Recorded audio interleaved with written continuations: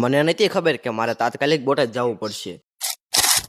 જય શ્રી રામ. આપણા નવા વ્લોગમાં તમારું સ્વાગત છે. આજ તો આપણે નીણ ફેરવીને વેજો તાત્કાલિક બોટાદ, કારણ કે MNP કરાવવાનું હતું.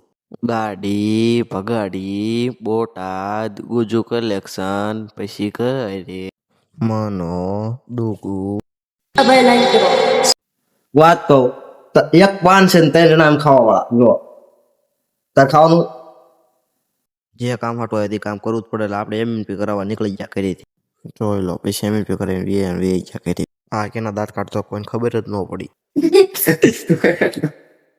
ગાડી લઈને વે ગયા પાછા આપણને ગમતું ગામ એટલે કે ગઢિયા.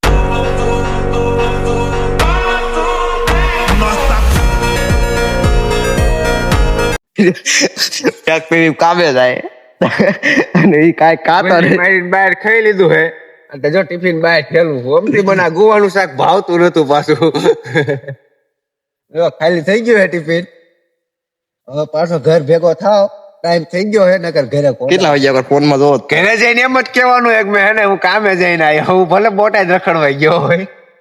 રાતે સુવા માટે કઈ નાખ્યું તાબુ સાફ ને મળવી બીજા વિડીયોમાં. ત્યાં લગીને બાય બાય.